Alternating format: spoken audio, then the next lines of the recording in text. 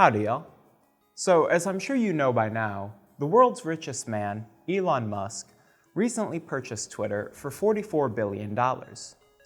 You may know Musk for hits such as calling a diver who rescued children a pedo guy, as well as taking cute couple photos with convicted child sex trafficker Ghislaine Maxwell.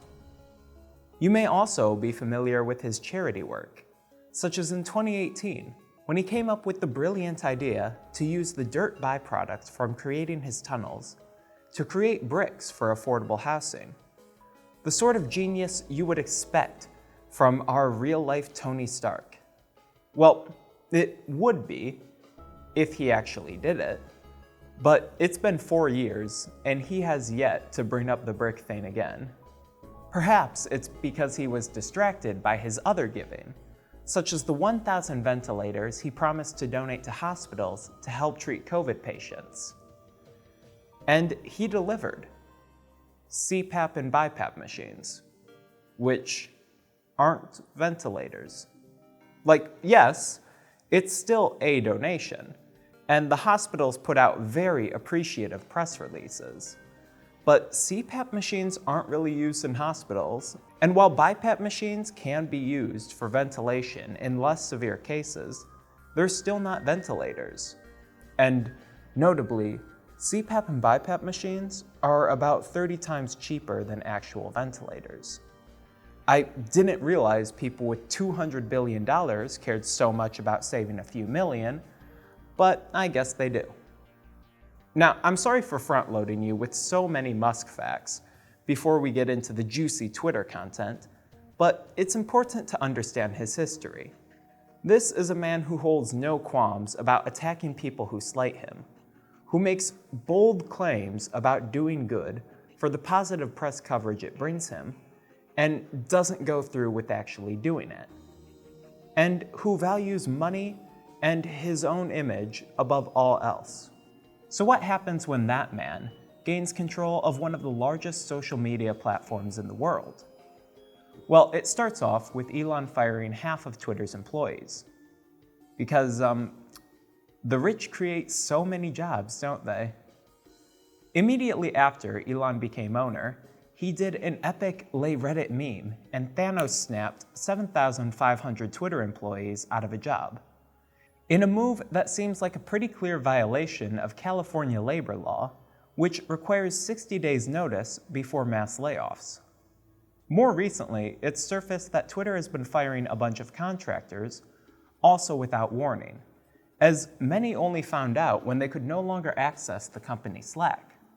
For my audience that isn't nerds, a Slack is basically a business Discord. And for my grandma, a Discord is basically a big group email. One department that was hit particularly hard was content moderation. Elon is always talking about how he's a free speech absolutist. And if the vibe after he came into power is any indicator, the specific free speech in question is the N-word, as the usage of it and other slurs and racist memes all saw significant upticks when he assumed the job. But Elon's flagship plan for a change he wanted to bring to Twitter is allowing people to purchase verification badges, or blue checkmarks. You see, Twitter, like most other social media sites, has a system where public figures and organizations like politicians, celebrities, and news outlets can have their accounts verified, so that people on the site know that's the real person tweeting. Pretty basic stuff. But mega genius Musk doesn't do basic. His plan for making Twitter more profitable, after firing most of the staff, was to allow users to purchase the verification checkmark with an $8 monthly subscription to Twitter Blue, Twitter's premium service. And beyond the checkmark, paying gets users prioritization in the algorithm, which is to say users who do not pay will be deprioritized, and subscribers will see half as many ads as usual. Of course, with how the rollout for the feature has gone so far, all users, paid or not, may be seeing much fewer ads pretty soon. Because in a totally unexpected move, when people are able to pay for verification, people will drop $8, change their account name to Elon Musk, and tweet, "There is nothing better than waking up and enjoying a fresh, steaming cup of my own urine. Such a tiny way to start the day, and it's scientifically proven to help brain cells grow. If you want to be like me, drink your pee." Oh, sorry, it seems there's been a mistake. That's not someone making a joke. That's just a real tweet from Elon Musk. You can tell by the little check mark. Yeah, I don't think it's controversial to say that the rollout of the checkmark feature has been a hilarious disaster. Immediately, people began posting tweets impersonating brands, public figures, and to be honest, most of the time, just Elon himself. Anyone with half a brain cell could have told you this would happen.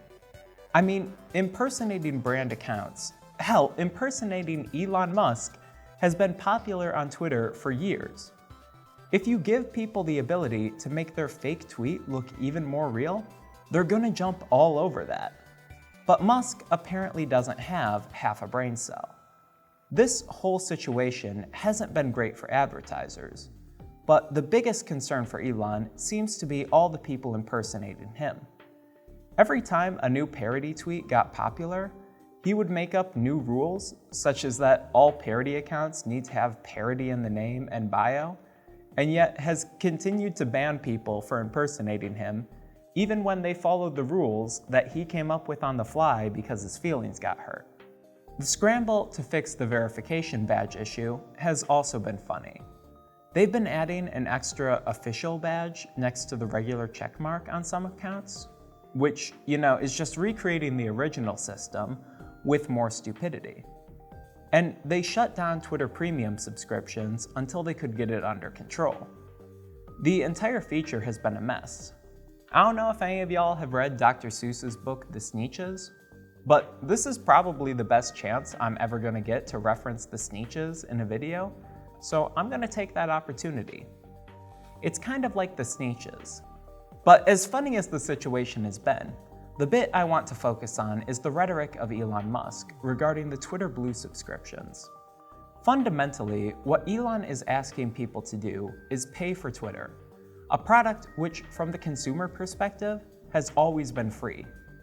Now, this isn't a new thing.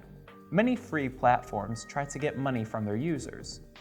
There's the Quizlet model, where a previously free service says, "Fuck you, it costs money now." There's the Wikipedia model, where they beg me for money to help preserve knowledge as I scroll past to giggle at the page for former Michigan Lieutenant Governor Dick Posthumus. Elon went with a different route. He framed the ability to give him money for checkmarks as some power to the people move. Literally, to quote Musk, Twitter's current lords and peasants system for who has or doesn't have a blue checkmark is bullshit. Power to the people. Blue for $8 a month. That's right, the richest man in the fucking world is taking aim at the true elites, journalists, with a little checkmark on twitter.com. In another tweet, Musk said, "Widespread verification will democratize journalism and empower the voice of the people." I personally love democracy that you have to pay for. Elon's treating the ability to give him money like it's a rebellious move which sticks it to the man. But giving Elon Musk your money is not going to empower anyone, nor is it going to stick it to any man. Rather, Elon's democratization of journalism and attacks on the lords of Twitter can be better understood as part of his larger crusade against negative press coverage of himself. Musk has been on a full Trump-esque fake news kick for a while now. Soon after taking ownership of Twitter, he posted an article promoting the claim that Paul Pelosi was injured in a drunken fight with a male prostitute. Given the report was from the Santa Monica Observer, a site known for publishing such hits as the Hillary Clinton body double theory, the New York Times published an article about it with the headline, "Elon Musk, in a tweet, shares link from site known to publish false news." Elon's response? tweeting out the article headline with the caption, "This is fake. I did not tweet out a link to the New York Times." Oh, that is going to kill with the 50 to 65 demographic. And I'm gonna get ahead of the comment section here and say that I don't think corporate media is incapable of lying or misrepresentation, but in terms of accurate reporting, the New York Times is a lot more reputable than Elon Musk and his Twitter fanboys. And Musk knew that the Santa Monica Observer article he tweeted out was bullshit, because his tweet linking the article was deleted before the New York Times even published their coverage. Almost like someone realized posting from conspiracy sites isn't a great look for advertisers. Elon's position isn't a principled stand against bias in mainstream news. It's a calculated move to weaken the impact of critical coverage of him specifically. Perhaps nothing exemplifies this better than his response to the publishing of an article detailing his sexual misconduct. Back in May, Business Insider published a story detailing how Musk had exposed himself to a Tesla flight attendant, offered her a horse for a handjob, and then paid her $250,000 to not sue. But because Business Insider, unlike the sites Musk frequents, hires actual journalists, they reached out to Elon for comment. So Musk knew before this story came out that it was coming. This gives us an interesting look into his thought process for how to diminish the blow of negative press coverage. First, he tweeted, "Political attacks on me will escalate dramatically in coming months."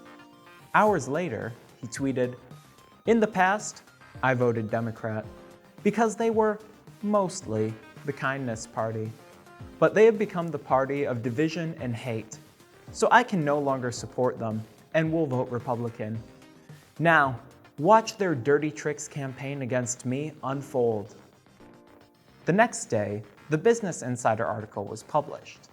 Following its publication, Musk tweeted, "The attacks against me should be viewed through a political lens. This is their standard, despicable playbook. But nothing will deter me from fighting for a good future and your right to free speech." Now, first off, it is the funniest fucking thing ever that Musk hears his sexual misconduct is going public and immediately thinks, "I will announce my support for the Republican Party." Like, just top tier stuff. But it's also a very clear move to discredit any criticism. Having the advantage of foresight, he, very obviously, framed the article as a dirty Democratic Party attack, while also still maintaining his populist zeal to curry public favor, pretending like him dodging his sexual assault allegations protects your free speech. But for as much as Elon Musk talks about how he's a free speech absolutist and supports the right to say anything, his actions tell a different story. On the Twitter front, Elon has been firing Twitter employees for criticizing him, or even just correcting him on how Twitter works. 'Cause he's a petulant baby man who wants to look like a super genius, and his desire to maintain that image has led to some wild stuff. Circling back to the rescue diver from earlier, the interaction that prompted the pedo guy tweets from Musk began with Musk suggesting the divers use a miniature submarine from his company to save the kids. This plan was stupid. Submarines are long, rigid objects. Caves are tight spaces. And so the diver said the proposal was a bad idea. It was. And an obvious PR stunt by Musk. It also was. In response, Elon called him a pedo and hired a private investigator to dig up dirt on the diver for the crime of not letting Elon pretend to be a hero while children's lives were actually on the line. The diver would sue Musk for defamation, because he called him a pedophile, but lost the case after Musk offered the airtight argument that just because he called the diver a pedophile, it didn't mean he was calling him a pedophile. So Elon Musk does care about absolutely unrestricted free speech for exactly one person, Elon Musk. The rest of the world can live by a different standard. When a whistleblower leaked information about inefficiencies at the Tesla Gigafactory, Musk had a fucking spree shooting threat called in under the whistleblower's name. He asked the Chinese government to censor social media posts criticizing Tesla, and he regularly sends his hordes of rabid Redditors to harass journalists that cover him negatively. Elon is creating a culture of fear to keep people from covering him negatively, as well as a culture of media distrust, so that the brave few who do cover his actions get dismissed out of hand. Because his brand, his empire, is built upon the image of him as a genius but relatable inventor. And the biggest threat to that empire is the public knowing who he actually is and all the shit he's actually done. All the while, he adopts the rhetoric of free speech and power to the people. But the free speech and the power rest solely in his hands. He's not a brave fighter standing up for the people. He's a vindictive billionaire crushing those who slight him. He's not your friend, and the longer people remain convinced he is, the worse it's going to get. We've seen the negative impact of billionaires throwing their weight behind right-wing politics over the past decade. Well, the biggest billionaire of them all has just thrown his hat in the ring. There's a good shot he's already killed Twitter. Now, it's time to see if actual democracy, the kind you don't have to pay for, can survive Elon Musk. Thanks for watching. Like, comment, and subscribe. And a special thank you to my supporters on Patreon, who should be scrolling by right now. If you want to join them and have your name in the credits here, you can give me money on Patreon. Link in the description. And you know what? There's an off chance Elon Musk might actually be watching this, because let's be honest, the man absolutely does name search himself so he can gloat in people talking about him. So Elon, if you're watching right now, well, one, thank you for liking, commenting, and subscribing. I'm glad you donated to the Patreon. And I will take this video down because I know you don't like people talking mean about you. So I will take this video down. If you invoice me $100 billion, it may seem like a lot, but you know, you're really insecure, Elon. That's the point I'm trying to get at. You're a little baby boy, and I'll take this down for just half of your money. So if you want, just reach out to me, and we can make it happen. All right. For those of you who aren't Elon Musk, I hope you enjoyed the video. I have another pretty big project coming out soon. So maybe flick on that notification bell or whatever so you can see it when it comes out. Thank you.